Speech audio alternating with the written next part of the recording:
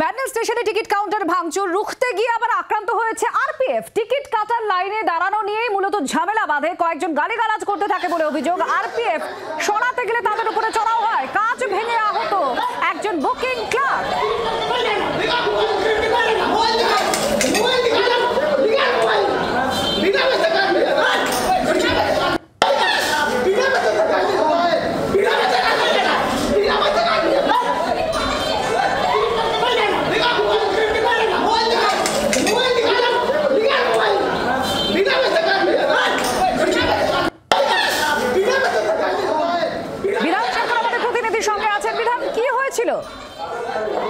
দেখো আজকে সকাল থেকেই ব্যান্ডেল স্টেশনে ট্রেনের গন্ডগোল হয়, কারণ ওভারহেডের তার ছিঁড়ে গিয়েছিল।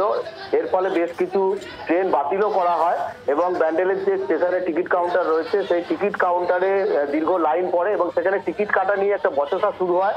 তারপরেই দেখা যায় যে একদল যুবক তারা টিকিট কাউন্টার ভাঙচুর শুরু করে এবং সেখানে কর্তব্যরত যিনি আরপিএফ কর্মী ছিলেন তাকেও কিন্তু তারা মারধর করে, তার পোশাক ধরে টানাটানি শুরু করে এবং সেই মোবাইলে সেই ঘটনার ছবি একজন তুলছিলেন ভিতর থেকে, তাকেও কিন্তু তার উপর চড়াও হয়, তাকে মারধর করতে যায় এবং যে টিকিট কাউন্টারের কাঁচের যে জানলা রয়েছে সেই কাঁচের জানলা হাত দিয়ে ভেঙে দেওয়া হয়। সেখানে একজন বুকিং ক্লার্ক ছিলেন, তিনি আহত হয়েছেন। এই ঘটনায় ব্যাপক উত্তেজনা ছড়ায়। পরবর্তীকালে বিধান সরকার আমাদের প্রতিনিধির সঙ্গে ছিলেন।